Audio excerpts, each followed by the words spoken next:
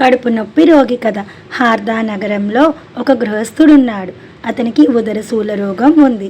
14 సంవత్సరాలుగా అతను ఆ శూల బాధతో కష్టపడుతున్నాడు. అతను షిరిడీకి వచ్చాడు.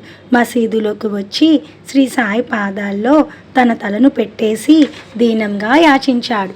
బాబాకు అతనిపై కరుణ కలిగింది. అతని తలపై తన అభయహస్తం ఉంచాడు. అతనికి తన ప్రసాదంగా విభూతినిచ్చాడు. అతన్ని దీవించాడు. దానితో దత్తోపంత్కు ఉపశాంతి కలిగింది. మహారాజ్ అతన్ని కొన్నాళ్ళు షిరిడీలోనే ఉండమన్నాడు. క్రమంగా అతని ఉదరశూలపోటులు తగ్గిపోయాయి, పూర్తిగా మాయమయ్యాయి. భీమాజీ గురించిన కథను కొనసాగిద్దాం. భీమాజీ కథ 2వ భాగం. బాబా ఊదీని భీమాజీకి ఇచ్చాడు. కొంత ఊదీని పాటి నుదుటిన రుద్దాడు. తర్వాత తన వరద హస్తాన్ని అతని తలపై ఉంచాడు. బాబా అతనికి విడిదికి వెళ్ళమన్నాడు. పాటిల్ లేచి నెమ్మదిగా నడుచుకుంటూ స్వయంగా బండి వద్దకు వెళ్ళాడు. అతనికి తనలో ఏదో శక్తి వచ్చినట్లు అనిపించింది. ఆ తర్వాత అతను బాబా సూచించిన ఇంటికి వెళ్ళాడు. అది చిన్నదే, కానీ అక్కడుండడం బాబా దృష్ట్యా అతనికి ఎంతో ముఖ్యం. ఆ ఇంటి నేలంతా అప్పుడే చదును చేసినట్లుంది. అందుకే కాస్త తడితడిగా ఉంది. అలా ఉన్నప్పటికీ పాటిల్ అక్కడే ఉండ నిశ్చయించాడు. అది బాబా ఆదేశం కదా. అతను ఆ నేల మీద 2 గోనె సంచులను పరిచాడు. ఆ గోనె సంచుల మీద తన పడకను వేసుకున్నాడు. ఆ పడక పైన ఆ రాత్రి హాయిగా సుఖంగా నిద్రించాడు. ఆ రాత్రి ఒక వింత జరిగింది. భీమాజీకి ఒక కల వచ్చింది. ఆ కలలో అతను బాల్యంలో తనకు తెలిసిన ఒక ఉపాధ్యాయుణ్ణి చూశాడు. ఆ ఉపాధ్యాయుడు అతని బెత్తంతో అదే పనిగా బాధసాగాడు. ఆ దెబ్బలకు ఆ విద్యార్థి వీపు చర్మం చిట్లిపోయింది. ఆ విద్యార్థికి ఆ పద్యం రావటం లేదు. ఆ పద్యాన్ని కంఠస్థం చేయించడానికి పంతులు అతన్ని శిక్షిస్తున్నాడు. ఈ కళ అయిపోయిన వెంటనే భీమాజీ మరో కళ కన్నాడు. అది మొదటి దానికన్నా భయంకరంగా ఉంది. ఒక అపరిచిత వ్యక్తి వచ్చి బలంగా అతని ఎదపై కూర్చున్నాడు. ఆ వ్యక్తి భీమాజీ ఎదను రోలు బండగా భావించాడు. ఒక రుబ్బురాయిని తీసుకొని దాన్ని అతని ఎదపై పెట్టి గట్టిగా రుబ్బసాగాడు.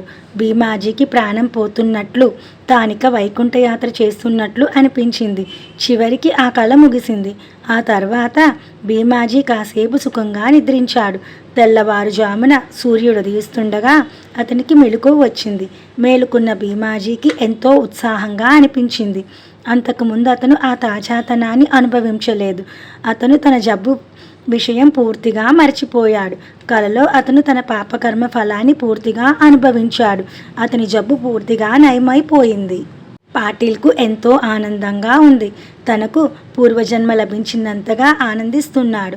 అతను లేచి నెమ్మదిగా నడుస్తూ బాబా దర్శనం కోసం వెళ్ళాడు. అతని కన్నుల నుండి ఆనంద బాష్పాలు వర్షిస్తున్నాయి. అతను తన శిరస్సును బాబా పాదాలపై ఉంచాడు. సాయి వ్రతం మొదలు. ఎవరికైనా ఏదైనా విపత్తు వస్తే వారు సత్యనారాయణ వ్రతం చేసి ఆ విపత్తు నుండి బయటపడే ప్రయత్నం చేస్తారు, లేదా ఏదైనా కోరి వ్రతం చేస్తారు. పాటిల్ మాత్రం సాయి సత్యవ్రతాన్ని మొదలుపెట్టాడు. గురువారం ఉదయమే స్నానం చేసి దీక్ష గ్రహించి వ్రతం చేయసాగాడు. సత్యనారాయణ వ్రతంలో 5 కథలను చదువుతారు.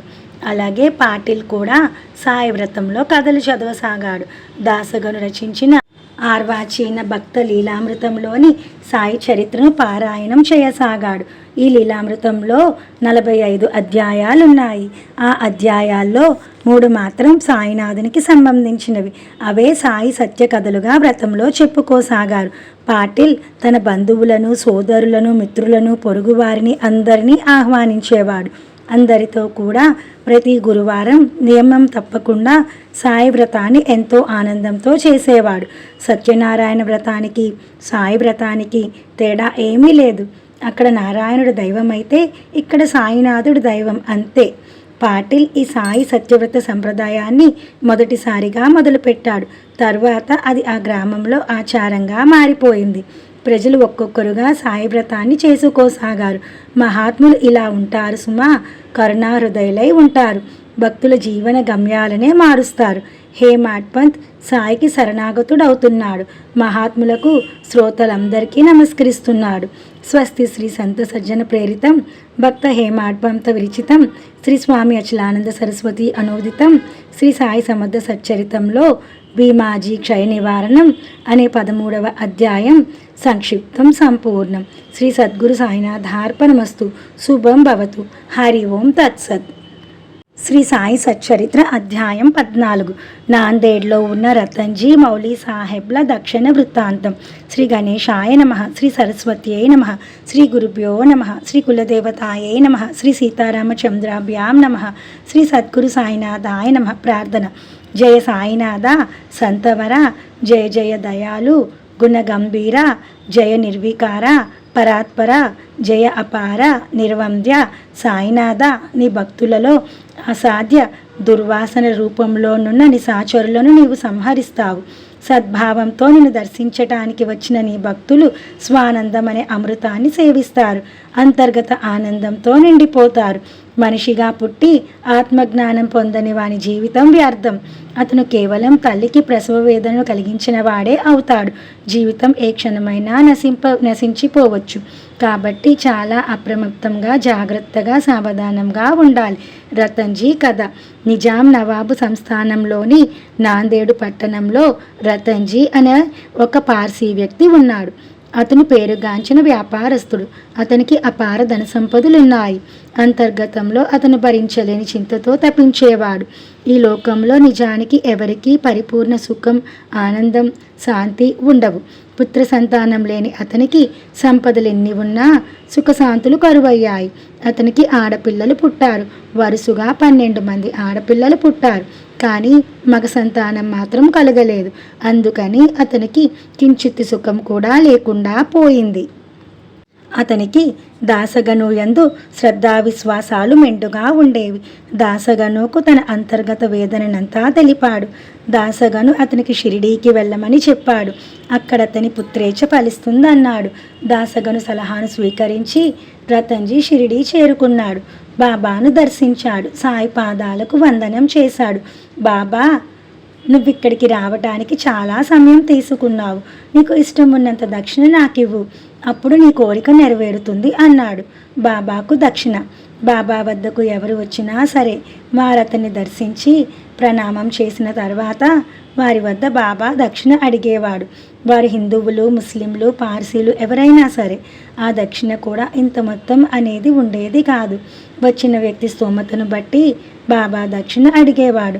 ఒకరిని రూపాయి, మరొకరిని 50 రూపాయలు, ఇంకొకరిని 100 రూపాయలు, 1000, 1,00,000 దానికన్నా ఎక్కువే అడిగేవాడు. బాబా అడిగినంత దక్షిణ ఇచ్చినప్పటికీ అతను ఇంకా కావాలనేవాడు. ఆ వ్యక్తి వద్ద ఇంకా ఏమీ లేకపోతే అప్పు చేసి ఇమ్మనేవాడు.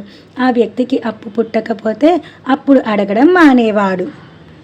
బాబా బోధ, బాబా వర్తనం. బాబా భక్తులతో ఎలాంటి చింతలు పెట్టుకోవద్దు. ఎలాంటి చింతలు లేకుండా నా ముందు కూర్చోండి చాలు. ఈ లోకంలో అందరికీ ఎవరో ఒకరు తోడు నీడగా ఉన్నారు. కానీ నాకు మాత్రం ఎవరూ లేరు. ఆ అల్లా ఒక్కడే నా వాడు. తన ప్రాణం కన్నా మిన్నగా నన్నెవరైనా ప్రేమించగలిగితే అలాంటి భక్తుడే నాకు కావాలి. అలాంటి భక్తుడు నాకేమైనా ఇస్తే నేను అతనికి దానికి 100 రెట్లు ఇస్తాను అని చెప్పేవాడు. బాబాకు అందరూ సమానులే. అతను ఎవరి యందు పక్షపాతం చూపేవాడు కాదు. బాబా ఎవరికైతే ఆజ్ఞ ఇస్తాడో ఆ వ్యక్తి తన గర్వ, అహంకార, అభిమానాలను త్యాగం చేసి పేదల ఇండ్లకు వెళ్ళి బాబా పక్షాన వారిని దక్షిణ అడిగేవాడు. భక్తులకు బాబా వినమ్రతను దక్షిణ పేరిట నేర్పించేవాడు. సాయి పూర్ణకాముడే అయితే అతనికి దక్షిణ ఎందుకు? తన భక్తుల నుండి డబ్బు అడుగుతున్నప్పుడు అతని నిష్కాముడని ఎలా అంటాం? రాయి, రత్నం, రాగి, కాసు, బంగారు నాణెం అన్నీ అతనికి సమానమే అయినప్పుడు అతను తన చేతులు డబ్బు కోసం ఎందుకు చాచాలి? అతను కేవలం ఆకలి తీర్చుకోవటం కోసమే భిక్ష అడుగుతాడు. వైరాగ్య దీక్షను పూనాడు. విరక్తుడు, నిరపేక్షుడై ఉన్నాడు. ఇలాంటి సాయి దక్షిణ ఎందుకు అడుగుతున్నాడు? అతని గుమ్మం ముందు అష్టసిద్ధులు చేతులు జోడించి సేవ చేయడానికి సిద్ధంగా ఉంటాయి. నవనిధులు అతని ఆజ్ఞ కోసం వేచి ఉంటాయి. ఇలాంటి సాయి డబ్బు ఎందుకు అడుగుతున్నాడు? ఐహిక విషయాలను కన్నెత్తి చూడడు. స్వర్గాదుల గురించి అసలు అతనికి లక్ష్యమే లేదు. అతను సమ్యక్దర్శి, విరక్తుడు. ఇలాంటి సాయికి డబ్బెందుకు? ఎందుకు దక్షిణ? సాధువుకు దక్షిణ ఎందుకు? అతను నిష్కాముడై ఉండాలి. అతడు ఫకీరై ఉండి కూడా లోభం నుండి బయటపడక ధనాన్నే నిత్యం ఆరాధిస్తున్నాడా ఏమి? మొదటిసారి అతన్ని దర్శించినప్పుడు దక్షిణ కావాలంటాడు. మరలా అతని దర్శనం చేసుకున్నప్పుడు దక్షిణ ఇమ్మంటాడు. అతని వద్ద సెలవు పుచ్చుకొని వెళ్ళిపోతున్నప్పుడు దక్షిణ ఏది అని అడుగుతాడు. ఇలా సాయి క్షణం దక్షిణ అడగటంలో అర్థం ఏమైనా ఉందా? ధన సంచయం చేయవలసిందే, కానీ దాన్ని ధర్మ కార్యాలకు వినియోగించాలి. అయితే చాలా వరకు ధనాన్ని క్షుద్ర విషయాలకు, ప్రాపంచిక కోరికలకు వ్యయం చేస్తూ ఉంటారు. మొదట్లో చాలా కాలం వరకు బాబా ఏమీ అడిగేవాడు కాడు. కాలిపోయిన అగ్గిపుల్లలను ఏరుకొని తన జోబులను నింపుకునేవాడు. అతని ముందు ఎవరైనా 1-2 పైసలు ఉంచితే వాటితో పొగాకు లేదా నూనె కొనుక్కునేవాడు. అతను బీడీలు చిలుం తాగేవాడు. బాబాకు పూజ మొదలు. తర్వాత మహాత్ములను వట్టి చేతులతో దర్శించకూడదు, ఏదో దక్షిణ ఇవ్వాలి అని ఎవరో అన్నారు. దానితో సాయి దక్షిణ స్వీకరించసాగాడు. ఎవరైనా అతనికి 1 పైసా ఇస్తే దాన్ని అతను తన జోబులో పెట్టుకునేవాడు. అయితే ఎవరైనా 2 పైసలు ఇస్తే వాటిని వాపసు చేసేవాడు. ఇలా చాలా కాలం వరకు కొనసాగింది. అలా కొంతకాలం గడిచింది. సాయిబాబా పేరు ప్రఖ్యాతులు పెరిగాయి. గుంపులుగా భక్తులు రావడం మొదలుపెట్టారు. విధియుక్త పూజ మొదలైంది.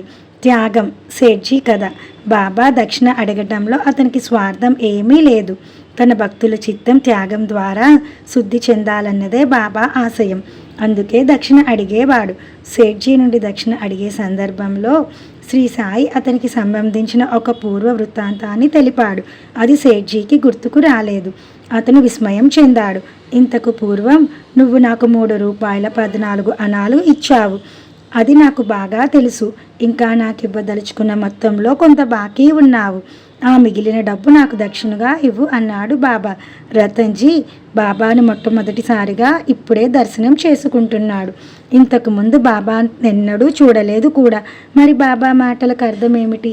సేఠ్జీకి ఏమీ అర్థం కాలేదు. ఎంత ఆలోచించినా అలాంటిది పూర్వం ఎప్పుడూ జరిగినట్లు అతనికి తోచలేదు. రతన్జీ అయోమయంలో పడిపోయాడు.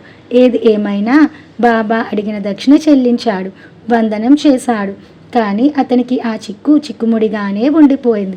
సరే, దాన్ని తానప్పటికి మాత్రం పక్కన పెట్టేశాడు. తాను వచ్చిన కారణం బాబాకు చెప్పాడు. మరలా వందనం చేశాడు. 2 చేతులు జోడించి ఒక ప్రక్కన కూర్చున్నాడు. సేఠ్జీ చాలా తృప్తిగా ఉన్నాడు. బాబా, నా పూర్వజన్మ సుకృతం కొద్దీ నీ పాదదర్శన భాగ్యం నాకు కలిగింది. బాబా, నేను దురదృష్టవంతుడను, అజ్ఞానిని. నాకు పూజలు, అర్చనలు, యజ్ఞాదులేవీ తెలియవు. విధివశాత్తుగానే త్రికాలజ్ఞుడవు, ప్రాజ్ఞుడవు నిన్ను దర్శించగలిగాను. నా చింతకు కారణమేమిటో నీకు తెలుసు. దయామయ బాబా, నా చింతను దూరం చేయి. ఓ కరుణాసాగరా, నీ అనన్య భక్తుడిని నీ పాదాలకు దూరం చేయకు అని సేఠ్జీ వేడుకున్నాడు. అతని ప్రార్థన విన్న సాయినాథునికి అతనిపై అనుగ్రహం కలిగింది. తన వరద హస్తాన్ని అతని తలపై పెట్టి, అల్లా నీ మనోవాంఛితాన్ని నెరవేరుస్తాడు అంటూ సేఠ్జీని ఆశీర్వదించాడు. రతన్జీ నాందేడుకు వెళ్ళిపోయాడు. జరిగినదంతా గణోదాసుకు వివరంగా చెప్పాడు. ఈ బాబా మాటల్లో అంతరార్థం ఏమిటో నాకు వివరించు. ఈ రూపాయలేమిటో, ఈ అణాలేమిటో నేను ఎప్పుడు అతనికి ఇచ్చాను? నాకు ఈ రహస్యం బొత్తిగా అర్థం కావటం లేదు అన్నాడు. దాసగను దీర్ఘంగా ఆలోచించాడు. అతనికి బాబా మాటల ఆంతర్యం బోధపడలేదు. దాసగనుకు ఒక ఔలియా జ్ఞాపకం వచ్చాడు. అతని పేరు మౌలీ సాహెబ్. రతన్జీ షిరిడీకి వెళదామనుకున్నప్పుడు మౌలీ సాహెబ్ సేఠ్జీ ఇంటికి మామూలుగా వచ్చాడు. వారిద్దరికీ పరస్పరం ఎంతో ప్రేమ ఉంది. ఆచారం ప్రకారం అతనికి పూలమాల, ఫలాలు, పానీయాలు సేఠ్జీ సమర్పించాడు. సేఠ్జీ అతనికి అల్పాహారం పెట్టాడు. ఈ విషయమంతా తెలిసిన దాసగను అప్పుడు ఆ అల్పాహారానికి ఎంత ఖర్చు అయిందో చెప్పమన్నాడు. సేఠ్జీ నుండి వివరంగా తెలుసుకొని ఖర్చైన పైసా లెక్కించి చూశాడు. ఆ మొత్తం బాబా చెప్పిన దానికి వింతగా సరిపోయింది. 3 రూపాయల 14 అణాలు. మౌలి మరియు బాబాలు ఒక్కరే. సాయి మహారాజ్ ఒక వ్యక్తి, మౌలీ బువా మరొక వ్యక్తి అనుకోవడం అది ద్వైత భ్రమ. నిజానికి వారిద్దరు ఇద్దరి మధ్య భేదమేమీ లేదు. ఇద్దరు ఒకటే. ఇద్దరికీ ఒకే జ్ఞానం ఉంది, ఒకే ఆత్మ ఉంది, ఒకే ఆలోచన ఉంది. ఇద్దరు ఒకే చైతన్య గనులు. ఇద్దరు ఒకే స్వభావం గలవారు. కాబట్టే పరస్పరం విషయాలను వారు తెలుసుకుంటారు. రతన్జీకి దైవకృప లభించింది. అతనికి ఒక పుత్రరత్నం జన్మించాడు. అతను బ్రహ్మానందం చెందాడు. హేమాడ్ పంత్ అనన్య భావంతో శ్రీ సాయి చరణాలకు శరణాగతుడవుతున్నాడు. హరి ఓం తత్సత్.